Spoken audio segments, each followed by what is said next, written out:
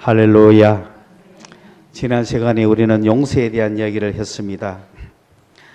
그 1만 달란트를 빚진 자와 100데나리온을 빚진 자 사이에 있었던 용서에 관한 이야기. 두세 사람이 모이면은 용서가 반드시 필요하다. 예수님께서는 그들 가운데 있다. 오늘은 그런 용서를 받은 자의 태도, 사랑에 대하여 말씀을 나누고자 합니다. 그래서 그리스도인의 특징을 이야기하려고 한다면 용서와 사랑이다. 첫째는 용서받은 것을 알아야 합니다. 그리고는 용서받은 자가 해야 할 일이 사랑이라는 걸 알아야 합니다.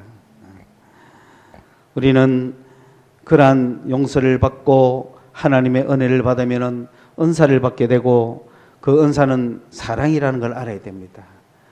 우리는 용서받은 만큼 주님을 사랑하고 주님을 사랑하는 만큼 세상을 향하여 나아가서 사랑을 베푸게 되는 것입니다. 네. 그것이 바로 성령 충만이요. 오늘 이 시대에 예수 믿는 자로서 기본으로 가지고 있는 태도가 뭐냐? 바로 용서받았다는 사실이죠. 그 이전에 우리는 죄인이라는 사실이죠. 그러므로 한 인간의 출발은 정확하게 내가 죄인이다. 여전히 죄인이다. 용서받은 죄인이다. 그 죄인의 모습에서 우리는 살아가는 거예요. 이 죄인이라는 것은 하나님과 떠난 자를 죄인이라고 합니다. 하나님과 떠난 삶은 육신적인 것밖에 없고 육적인 것밖에 없고 죽음밖에 없습니다. 그러나 하나님과 연결되면 하나님은 영원하신 분이요 생명의 주인이시요 거기는 기쁨이 있고 놀라운 창조력이 그 속에 있다는 거죠. 그러므로 하나님과 떨어져 있는 인간, 이들을 죄인이라고 하는데 이 죄인들이 하나님께 돌아가는 것, 그게 구원이죠. 어떻게 구원을 이룰 수가 있는가? 바로 예수 그리스도를 통해서만 구원을 이룰 수 있다 이 말이죠. 그런데 그 예수가 어떻게 이루는지, 그 예수가 이룬 것을 내가 경험하지 못하면 구원을 경험하지 못하죠. 하나님께서 모든 걸 다 만들어 놨지만 내 것이 되지 않습니다. 그러면은 이 구원자이신 예수가 나에게 다가오려면은 우리는 첫째 죄인이라는 사실을 기억해야 되는 거죠. 내가 죄인인 것을 고백해야 되는 겁니다. 나는 죄인입니다 라고 했을 때 문제 해결이 시작이 되는 겁니다. 베드로는 유대인으로서 율법 속에서 살았지만은 그 물고기를 잡은 배 속에서 예수님 앞에서 예수를 바라보고 그 예수를 만났을 때 예수 앞에서 자기는 죄인이라고 고백을 했습니다. 그는 율법도 알고 그런 유대인으로서 자랐지만은 아마 죄인이라고 생각해 본 적이 없을 거예요. 그들이 인식하는 죄라는 것은 율법을 어겼을 때 생기는 죄 정도지 자기 자체가 죄인이라고 생각지는 않았을 거란 말이에요. 그런데 예수를 만났을 때 나는 죄인입니다라고 고백을 했잖아요. 여러분은 그런 진정한 고백을 하십니까? 예수를 만난 자들의 태도인 것입니다. 그러면은 그 예수 앞에서 내가 죄인인 것을 알았을 때 그 예수를 부여잡고 그 예수를 통하여 내가 다시금 회복되고 그 기쁨, 그 천국을 우리는 놓칠 수가 없기 때문에 그 예수를 이제 사랑하게 되는 거죠. 그때 예수님으로부터 오는 반응은 너 죄 사함을 받았다라고 하는 직접적인 말로부터 우리 마음에 평안을 주시고 믿음을 주시고 갖가지 방법으로 주님의 죄 사함의 선언이 우리에게 있지 않습니까? 내가 예수를 믿는 순간 그런 말이 없어도 이미 죄 사함을 받아버린 거예요. 믿는 자는 누구든지 죄 사함을 얻는다 그랬고 믿는 자는 누구든지 구원을 얻는다 그랬으니까 내가 그런 용서받았다는 이야기를 못 들어도 이미 내가 예수에 대한 믿음이 생기는 순간 이미 모든 문제는 해결이 된 거죠. 그 용서받은 자들이에요.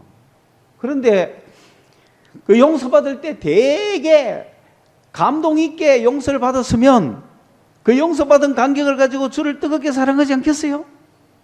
그런데 아무런 느낌 없이 그냥 믿어졌어, 구원받았어, 예수를 뜨겁게 사랑할까요?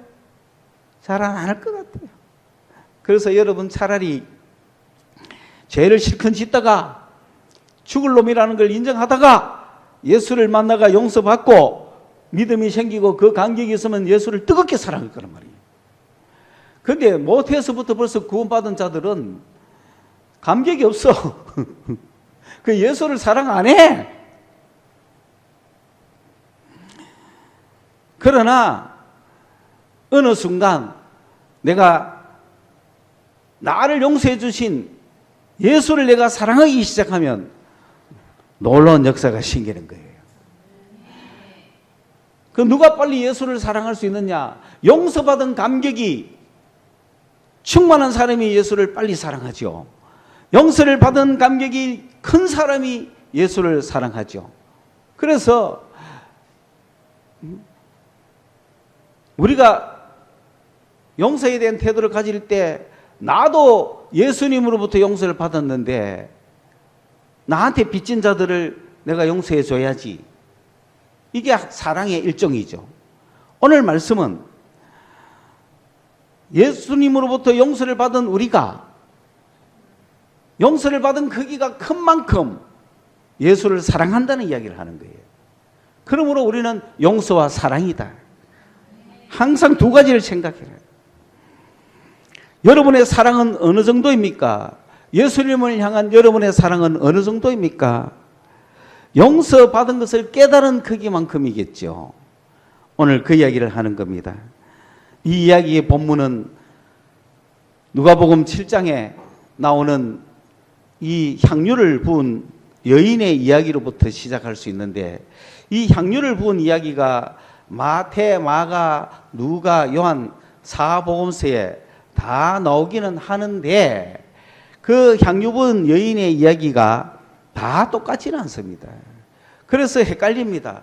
이 사건을 하나의 사건으로 보느냐 두 개의 사건으로 보느냐 헷갈릴 수도 있지만은 그러나 향유를 부은 여인의 이야기인 것은 틀림없고 그 중에서 마태와 마가와 요한은 똑같은 이야기를 합니다. 그 누가복음 오늘 이 본문은 똑같은 지역에서 일어난 사건일 수도 있고 그러나 내용은 판이하게 다르죠. 그 사건하고 판이하게 다릅니다. 우리가 아는 대로 향유를 부인 여인의 사건은 베다니 나병 환자 시몬의 집에서 일어난 사건이다라고 마태, 마가 또 요한이 이야기를 하죠. 그러면서 거기에는 어떤 한 여자가 매우 값진 향유를 가와가지고 붓다고 하는데 요한복음에 가보면은 그 한 여자는 마리아고 그리고 매우 값진 향유는 나아들을 이야기하는 거죠. 순전한 나아들가 매우 값진 향유 이렇게 형용사를 막 썼을 때는 이거는 나아들을 이야기하는 거예요. 그 나아들은 매우 값진 향유, 지극히 비싼 향유라고 할 때는 두말 없이 그건 나아들입니다. 그래서 마가복음은 설명까지 했죠. 나아들 향이라고. 그래 마태복음만 읽으면 단순하게 한 여자가 와서 매우 값진 향유를 부었다. 그렇게 끝날 텐데 성경은 마가, 누가, 요한까지 있기 때문에 다 읽어보면은 그 여자는 그 향유는 나아들 향유고 그리고 그 여자는 마리아였어. 이렇게 이야기가 다 나올 수 있다 이 말입니다. 그런데 이제 특이한 거는 뭐냐면은 원래 향유는 어디에 붓습니까? 발에 붓습니까? 머리에 붓습니까? 머리에 붓잖아요. 그래서 마태와 마가는 머리에 붓다고 이야기가 되어 있는데 요한복음에는 특이하게 마리아가 그걸 발에 붓다 그래요. 발에 붓다 그러고 머리털로 씻었대요. 그러니까 누가복음에 나오는 이야기하고 헷갈리잖아요. 거기서 헷갈리는 거야. 그런데 누가복음의 이야기의 내용은 이 이야기하고 판이하게 다른 내용이거든요. 그런데 이제 갑자기 왜 요한복음에서 그 마리아가 막 발에다가 향유를 붓고 머리털로 씻는 바람에 이 누가복음에 있는 이야기하고 비슷하게 섞어버렸나 이거지. 일단은 구별할 필요가 있습니다. 자, 어쨌든 그거는 뭐 상관없고 오늘 이야기는 이 누가복음 7장에 나오는 이 이야기를 가지고 예수님에 대한 사랑 이야기를 하는 겁니다. 여기도 보면 바리새인의 집이죠. 바리새인 집하고 베다니 눈둥이 집하고는 좀 판이하게 다르죠. 그런데 바리새인 하면 벌써 냄새가 나죠. 예수님한테 좋을까요, 나쁠까요? 별로, 그죠? 결코 좋지 않습니다, 예수님한테. 그런데 이상하게 이 이름이 시몬이야. 그래서 또 헷갈리는 거야, 저쪽하고. 그리고 이게가 베다니라고 하는 것을 대충 짐작해 보면 죄인이었던 한 여자가 있다 그랬는데 이게 말이 할 수는 없잖아요, 그죠? 이 죄인이었던 한 여자는 누구냐? 여기는 지금 미완료 과거입니다. 그러니까 아직도 죄인 상태에 있는 겁니다. 과거 어느 시점부터 죄인이었는데 지금까지 계속 죄인인 거예요. 이 한 여자가 있는데 그러면 이것이 어떻게 그런 말을 쓰는 게 가능하냐? 이 베다니라고 하는 장소는 대기 장소거든요. 왜냐하면은 어떤 정결 예식을 어겼거나 부정을 저질렀거나 죄를 지었거나 뭐 이런저런 여러 가지 이유로 예루살렘에 올라가서 성전에 올라가서 정결함도 받고 죄 씻음도 받고 그렇게 해야 되는 예비 장소가 베다니입니다.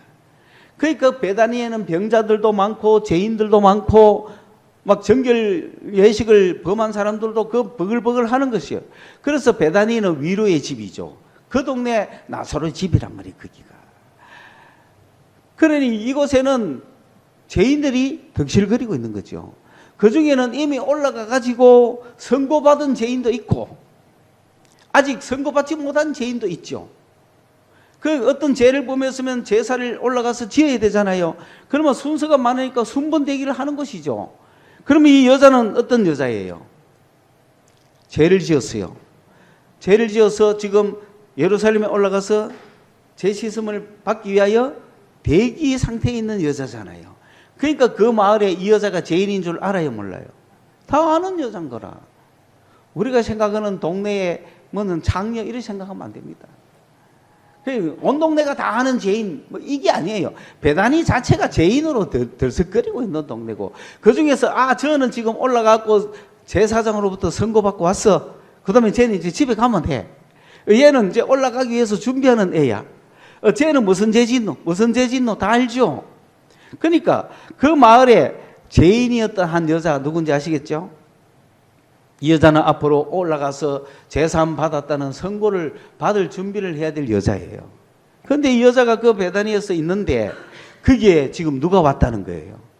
예수님이 오셨다는 소식을 들은 것입니다. 예수 이야기만 들어도 여러분 예수만 믿어도 구원받죠? 예수만 믿어도 제사함 받죠?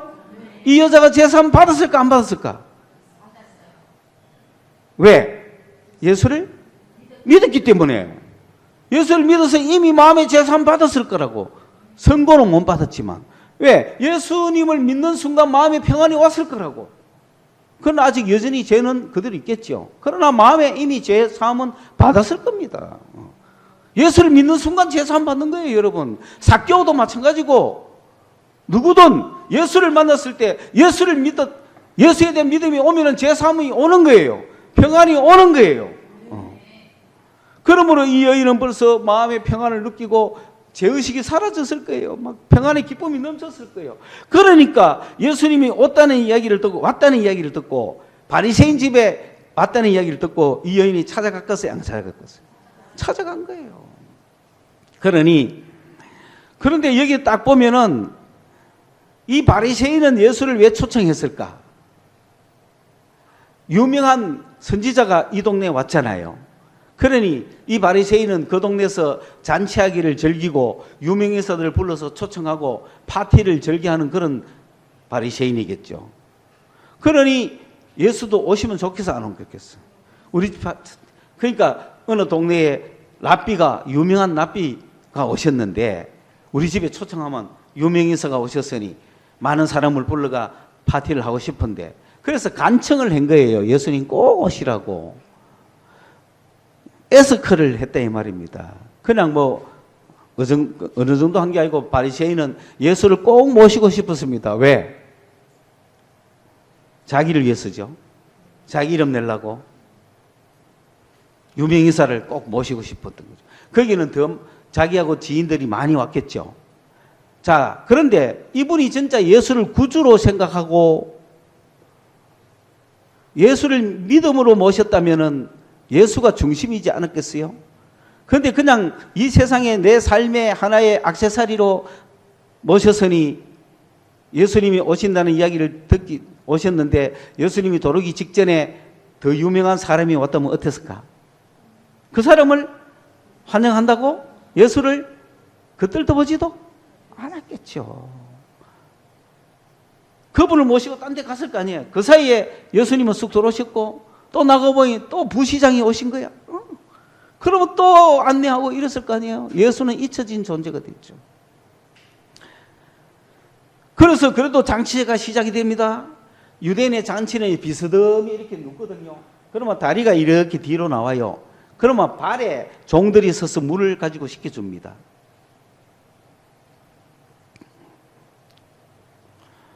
그러니까 부시장이 져서 탁 오면 주인이 어떻게 하겠어요? 양팔을 벌려서 포옹을 하면서 입 맞추죠.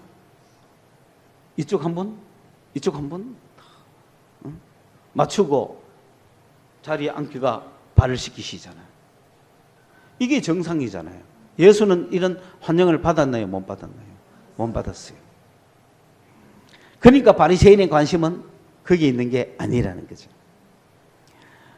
이런 분위기에서 이 한 여자가 돌았습니다. 이 여자도 예수를 만나고 싶어 뛰어왔겠죠. 그런데 그 예수님께 향료 옥합을 들고 왔습니다. 이거는 나든지는 확실치는 않아요. 그런데 가장 비싼 걸 가져오지 않았겠어요? 그 예수님께. 그리고 그 예수님 어디에 부으려고 가왔겠어요? 머리에 부으려고 가왔겠죠. 그런데 왜 발에 부었어요? 예수님 머리에 부으려고 이 여인이 예수님 앞에 섰을 거 아니에요. 예수님이 엎드리고 있는 자리에 섰을 거 아니에요. 자리에 서서 보니까 뭐가 보였을까요? 그런데 발이 씻었어요? 안 씻었어요? 안 씻었잖아요. 눈물을 흘리기 시작하는 거예요. 갑자기 눈물이 쏟아지는 거예요. 그러면서 눈물이 발에 뚝뚝뚝 떨어지는 거야. 그래서 이 향료를 발에다 부어가지고 머릿결로 씻는 거예요, 지금.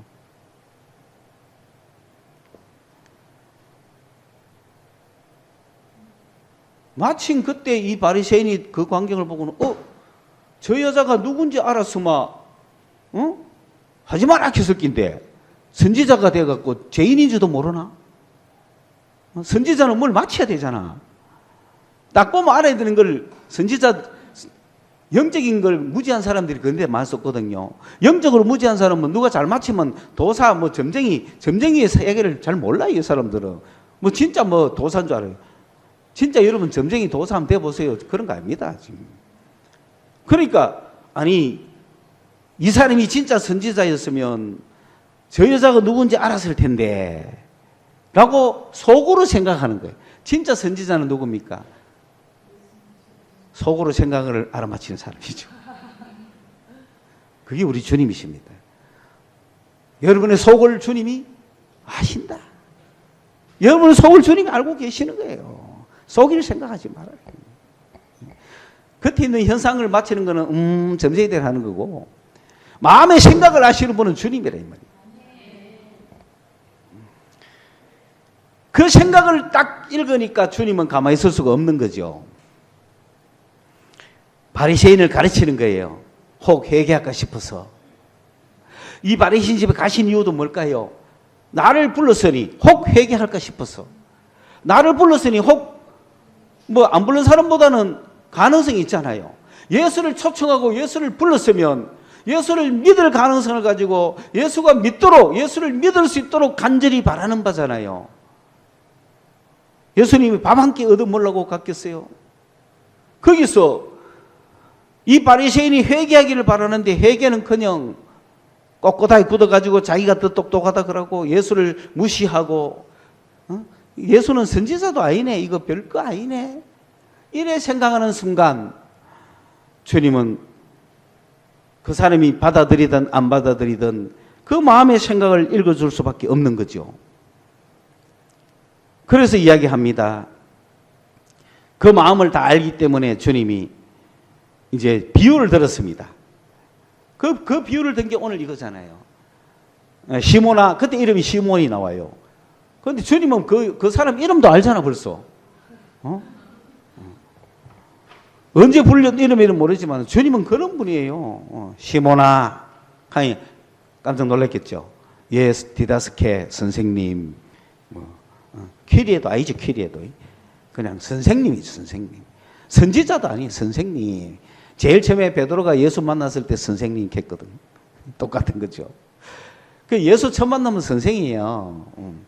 그게 퀴리에가 되도록 가야 되는 거야. 예수는 나의 선생이 아니라 퀴리에. 내 주인이에요, 주인. 좋은 주인을 위해서 살아요. 내가 주인이 아니에요. 예수님이 주인이에요. 그래서 주님이 이야기합니다. 500데나리온, 한 500데나리온 같으면 500일이니까 한 2년 정도 일했는 연봉. 500데나리온 빚진 자가 있고 50데나리온 한 2개월. 그러니까 2년치 일한 사람하고 2달 일한 사람하고 있는데 둘 다 탕감을 해줬어. 빚 청산을 해줬어. 갚지 마. 안 갚아도 돼. 라고 했을 때 500 빚진 사람하고 50 빚진 사람하고 차이가 있을까요, 없을까요? 주님 탕감해준 그분한테는 차이가 없지만은 탕감 받은 자에게는 차이가 있잖아요. 예수님이 우리를 용서해 주신 건 차이가 없지만은 용서받은 우리는 차이가 있는 거예요.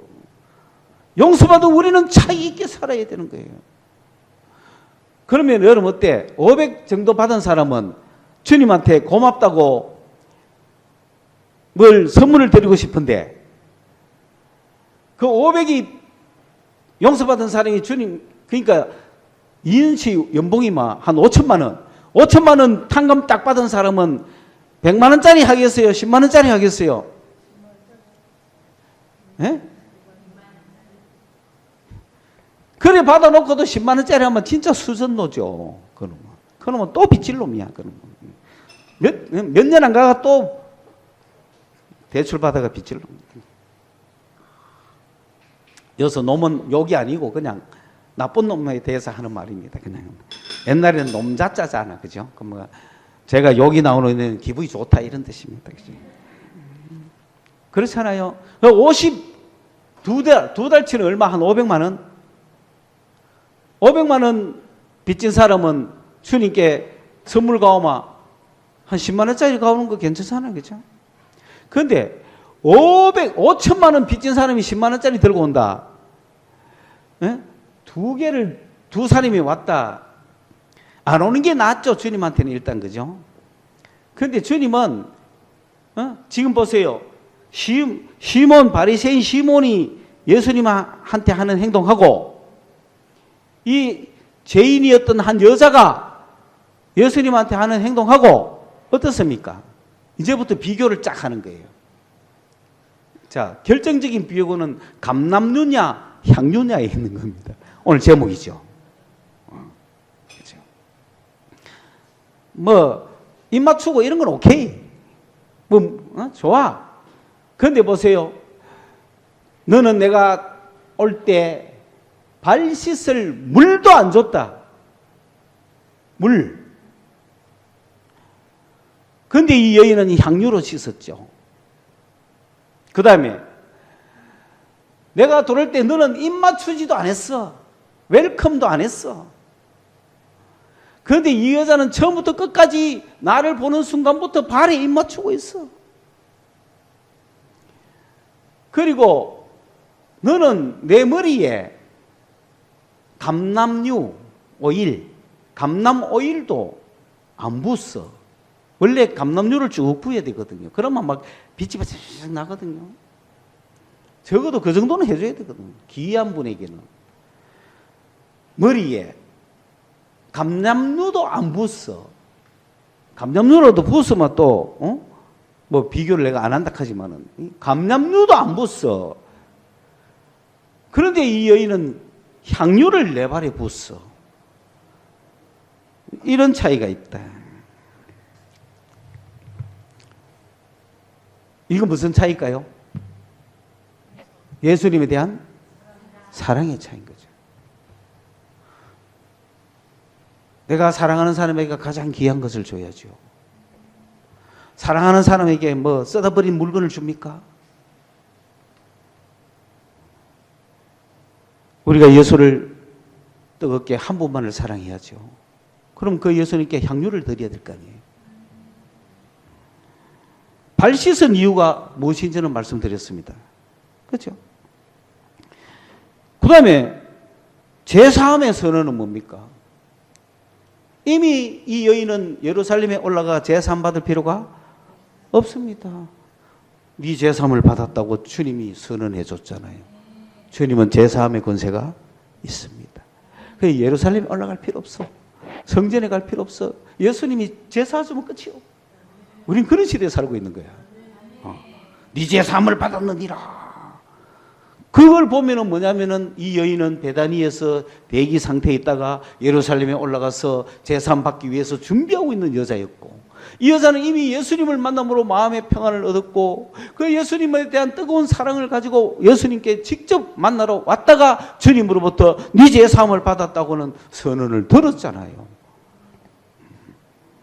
어떤 경우는 주님이 올라가서 제사장에게 보이고 선고받으라고 할 때도 있고, 이런 죄는 올라갈 필요 없다는 거죠. 아마 마음의 죄, 양심의 죄였을지도 모르죠. 주님이 그러면서 사함을 받은 자, 많은 사함 받은 게 많은 자는 사랑도 많고, 사함이 적은 자는 사랑도 적다. 그 비결을 주님이 말씀해 주셨습니다. 오늘 우리의 사랑은 어떤 사랑이냐? 감람류냐? 향유냐? 올리브 사랑이냐? 나아더 사랑이냐? 이 두 개를 가지고 우리의 사랑을 지금 살펴보자는 겁니다. 여러분은 주님에 대한 사랑이 올리브 사랑입니까? 나아더 사랑입니까? 우리의 사랑은 최고를 드리는 사랑입니까? 이 향유는 어떻게 나옵니까? 장미 4만 송이를 추출해야 5mm 정도 나온다는 거예요. 향유는. 올리브는 어떻습니까? 감람나무 열매 따가지고 압착법으로 추출하면 줄줄줄 나오죠. 그 감람류를 가지고 올리브 온 동네 쓰잖아요. 감람류는 그죠? 그 이것도 중요하죠. 그러나 향유는 나아드 이런 거는 나아드 이거는 예루살렘에 나지도 않아요. 저 히말라야에서 가져오는 거예요. 히말라야 상인들이 거기서 추출해가지고 요만큼 진액을 추출해가지고 요만한 병에 넣어가지고 그거를 밀랍을 해가지고 향도 안 나가고 쏟아지지 않게 그 귀한 거를 장사꾼들이 무역상으로 예루살렘에 가져와서 팔고, 그럼 그거를 이 여인들은 한 가지 가지는 게 소원이죠. 그게 결혼 미철이고 그게 재산이고 그게 여인들이 가져야 될 지참금으로 필요한 것들이란 말이에요. 그러니까 여자들은 이거 하나씩 결국은 다 가져야 되는 거란 말이에요. 그리고 이 향유를 언제 써요? 가장 중요할 때 쓰는 거죠. 결혼식 할 때. 여자는 이 향유는 여인의 목숨과도 같은 겁니다. 내 하나뿐인 목숨을 바칠 때 쓰듯이 쓰는 게 이 향유입니다. 이 향유를 이 여인은 예수님께 드리기로 한 거죠. 예수님께 드리기로 했는데 그런 사랑이 있었다. 우리 교회는 향유 같은 교회가 됩시다. 여러 성도님들은 향유 한 방울이 되십시오. 우리 주님 앞에 바쳐지는 향유 한 방울. 이 향유 하나 얻기 위해서 4만 명이 희생해야 됩니다. 여러분이 오리지널 순수 퓨어한 향유라면, 순전한 나드 한 방울이라면, 장미, 프랑켄센스 이런 거 하나 만드는데 4만 송이가 필요합니다. 이거 하나가 되기 위해서 저는 그렇게 생각합니다. 우리 교회는 향유 같은 교회가 되자. 향유 원액은 치료 효과가 있습니다. 이거를 블렌드를 해가지고 캐리어 오일에 실어가 막 마사지하고 막 써먹고 막 온 동네 넓히는 거는 좋지만은 중요한 거는 원액이란 말이에요. 이 원액은 치료 능력이 있는 거예요. 우리 교회 여러분이 향유 한 방울 한 방울 하면 여러분을 접촉하는 모든 사람들마다 가슴이 시원하고 고민이 해결되고 앞날이 보이고 뭐 아프던 데가 쑥 낫고 놀랍지 않습니까? 저는 여러분 한 명이 4만 명이라고 보는 거예요. 그럼 우리 몇 명이에요 지금? 저는 어디 가도 우리 교인 몇 명이냐 하면 15명이라고 하거든요. 15 곱하기 4 60만. 대구가 240만이니까 아직 더 있어야 돼. 대구를 대표하려면 240만 하려고 하면 몇 명 더 있어야 돼? 15명 말고 몇 명? 240만을 담당하려면 120명? 우리 빨리 120명 만들어야 120명까지 가야 240만을 담당할 거 아니에요. 향유방울이 120방울이 있어야 될 거 아니야. 여러분은 향유 한 방울 되기 위해서 그 수많은 세월을 보냈지 않습니까? 순수한 한 방울이 되기 위해서, 순수한 그리스도 예수를 뜨겁게 사랑하는 한 방울이 되기 위해서 우리는 순전한 나드가 되기 위해서 불순물을 절대 섞지 않았잖아요. 요만하지만은 이것이 능력이 있다는 거예요. 이것을 한 방울만 떨어뜨리도 블렌딩을 하고 캐리어 오일에 담으면 이것이 수많은 사람을 먹이 살리는 거예요. 오늘 18세기 이후에 과학이 발달하면서 이 향유 속에 들어가 있는 화학 물질을 분석해가지고 이 화학 제품을 화학 공장에서 만들었어요. 그래서 향수예요, 그게. 이거는 치료 능력이 없어요. 똑같이 만들었지만 인공으로 만든 건 치료 능력이 없어요. 이건 자연에서 뽑은 거잖아요. 이건 양이 얼마 없어요. 많이 뽑지 못해요. 그러나 이거를 또 다른 자연 오일과 섞어서 블렌딩을 하면 온갖 것이 치료 다 합니다. 그리고 이거를 어떤 무슨 뭐 해바라기 씨나 이런 캐리어 오일 있죠. 거기에 담아 넣으면 풍성하게 쓰죠. 그것도 몇 방울 안 떨어뜨립니다. 그걸로 다 쓰는 거예요. 이런 원리 속에 우리가 샘물에서 나와가 강물까지 봤죠. 그 샘물에서 나오는 그걸 원액물이라고 생각하면 되는 거예요. 향유도 우리는 그런 샘물 원천에서 쏟아 나오는 것처럼 우리도 순전한 향유로서 지금 주님 앞에 그런 향유 역할을 하는 교회다. 다른 말로 하면 예수를 뜨겁게 사랑하는 성도다. 하나님께서 우리를 사랑할 때 나 하나뿐인 것처럼 사랑하듯이 나도 내 하나뿐인 것처럼 주님을 사랑하는 거예요. 다른 사람이 얼마나 사랑하는지 우리 눈에 보이지도 않아. 주님 앞에 내 하나뿐인 사랑인 것처럼 우리가 사랑하는 거예요. 주님은 바리새인을 보고 말하지 않습니다. 여자를 보고 말합니다. 여자를 보면서 누구한테 말합니까? 바리새인한테 말하잖아.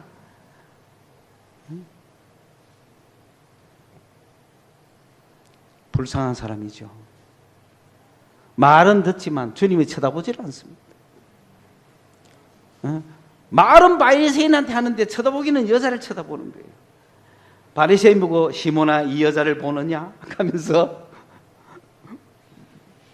주님은 사랑하는 자를 향하여 눈동자는 간다.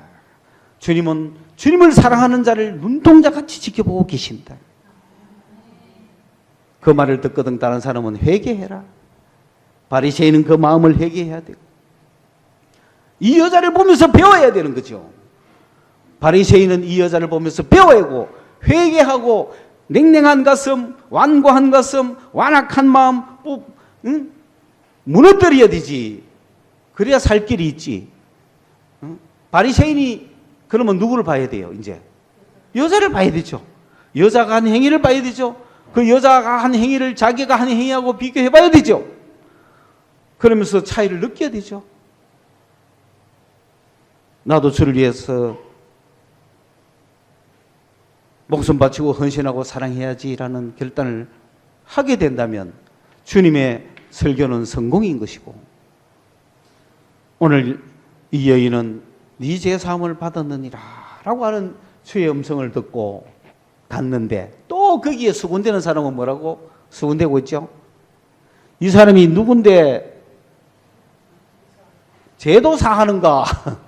죄는 제사장이 사해야지. 성전에 가서 사함 받아야지. 어디서 지가 누군데 죄 사함 받았다 하면 대길이네, 그죠? 그러나 그것이 신종교입니다. 그것이 신흥종교입니다. 그것이 새로운 패러다임입니다. 예수님이 오셔서 패러다임 바꿨습니다. 예수님이 말씀 한마디면 제삼 받는 거예요. 예. 믿는 자에게 주님은 끊임없이 오늘도 사함을 주시는 거예요. 예수가 옆에 있잖아요. 예수를 사랑합시다.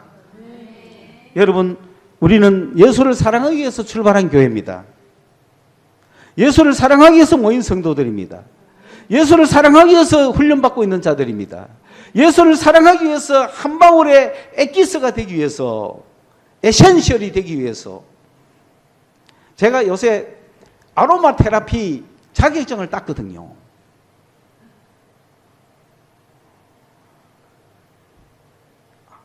그래서 그걸 더 확실히 아는 거예요. 원액만이 치료 능력이 있다. 그래서 이 테라피라는 걸 치료라고 하잖아요. 그러니까 이 식물 꽃, 뿌리, 잎, 나무 가지에서 나온 이 향기로운 액이 어떻게 치료 능력이 있었느냐. 라벤더라고 하는 향을 채취해 놓고 여기서 나오는 화학 성분을 분석해 가지고 이 향을 대량화하기 위해서 연구하던 화학 공장의 화학자가 손에 화상을 입었는데 라벤더 원액에다 손을 넣었더니 재생이 되어버린 겁니다. 깔끔하게 치료가 됐습니다. 놀랍지 않습니까? 그때부터 아로마 테라피라는 용어가 나온 거예요. 근데 이걸 한국에 가둬놓으니까 한국은 섞어요, 안 섞어요? 섞어야 치료가 됩니까, 안 됩니까? 안 되니까 한국 아로마 테라피는 가짜인 거지. 그래, 에이 그거 별로야. 그래, 원액을 가지고 진짜로 하는 사람들은 참 고민도 되고 대중화하기는. 그런데 대중화할 수도 없어요. 이거는 지극히 소량들이고 귀중한 거예요. 필요한 사람들에게, 죽기 일부 직전의 사람들에나 쓰지, 뭐 화장해가 뭐 노화 방지하고 뭐 미백하고 온갖 거 다 아는 사람한테 말고 줘요. 병들고 힘들고 아프고 어려운 사람한테 주지. 예수님은 그런 분이에요. 병든 자에겐 내가 필요하다. 건강한 자에게 내가 쓸데없다. 주님도 향유 같은 분이시죠. 우리도 향유 같은 그리스도인이다.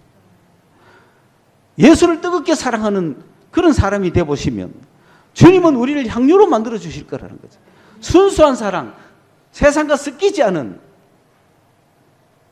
조금이라도 불순물이 들어가지 않은 100% 순수한 나드, 그걸 값비싼 향유라고 그러는. 오늘 우리는 그러한 그리스도인이 되기 위하여서 우리 성서소망교회에서 함께 신앙생활하며 이 고생을 하는 거예요. 머지않아 주께서 한 방울 떨어뜨릴 때 그 향기가 얼마나 크겠으며 그 향기를 맡고 바르는 사람이 치료를 치료받는 역사가 일어난다면 우리는 그 길을 우리라도 가야죠. 그러니 그 주님의 쓰는 향기가 되기 위해서 저는 확신합니다. 왜냐? 그거는 사실이었고 실제로 있었던 일이기 때문에 주님을 뜨겁게 사랑하는 사람들이, 그 뜨거운 사랑이, 주님을 뜨겁게 사랑하는 사람들이 있으면요, 향기가 난다는 거예요. 그 예배당 안이 향기가 났다 그러는 거예요. 찬양을 하는데. 예배 순서에 가끔 특순 찬양하지 않습니까? 응? 그 찬양을 하는데, 응? 그 찬양을 하는데 하늘에서 뭔가 이상한 게 내려올 수도 있고, 그 찬양을 하는데 그 본당 안이 장미꽃 향기로 확 찼다 그래요. 현실로. 우리는 우리는 이렇게 발라가 좀 나잖아요. 그런데 주님의 향기는, 주님을 뜨겁게 사랑하는 자들과의 생긴 그 이 땅에서의 현상은, 여러 가지 현상도 많이 나타나겠지만은 향기가 쫙 느꼈습니다. 그래서 뭐 어딨나 살펴봐도 아무것도 없잖아요. 누가 장미꽃을 가져온 것도 아니고. 근데 여러분, 그런 걸 한 번만 맛보면 여러분은 평생 증거하지 않겠어요? 그래서 썼다고. 그러니 우리가 예배의 향기, 기도의 향기, 찬양의 향기, 그게 말로 수식일까요? 주님을 뜨겁게 사랑하는 순수 향기가, 향이 솟아오를 때, 그리스도의 향이 솟아오를 때 나는 거예요. 그러면 우리가 부를 수 있는 노래가 한 두 가지 있죠. 내 영혼이 은총 입어 중한 죄짐 벗고 보니, 이런 노래 부르면서 쫙 가든지, 아니면 평화로다 하늘 위에서 내려오네, 그 사랑의 물결이 영원토록 내 영혼을 덮으소서라든지 반드시 나올 줄로 믿습니다. 찬양이나 기도나 말씀이나 예배나 어느 순간에 여러분이 주님의 뜨거운 사랑과 여러분의 가슴이 교통되어서, 주님의 그 뜨거운 사랑과 내 마음이 교통이 되어서 찬양이 나오고 기도가 나오고 말씀이 나올 때에 진정으로 우리가 그런 마음으로 예배 드릴 때 향기가 날 줄로 믿습니다. 우리 주님께 감람 오일, 올리브 오일 정도가 아니라 하나뿐인 고귀한 향유를 드리는 특출한 사랑, 예수를 향하여 특별한 사랑을 드리는 특별한 사랑의 소유자가 되시기를 간절히 바랍니다. 하나님 아버지, 우리가 이 땅에 살아가면서 주님의 사랑을 받는데 그냥 평범한 사랑을 할 것이 아니라 특별한 사랑을 하게 하여 주시옵소서. 감람류도 드리지 못하는 바리새인처럼 되지 말고 하나뿐인 순전한 나드 향유를 주님께 드릴 수 있는, 가장 귀한 것을 드릴 수 있는, 가장 귀한 사랑을 바칠 수 있는, 가장 고귀한 사랑을 드릴 수 있는 우리 성서소망교회 성도들이 되게 하여 주시옵소서. 예수님 이름으로 기도드리옵나이다. 아멘.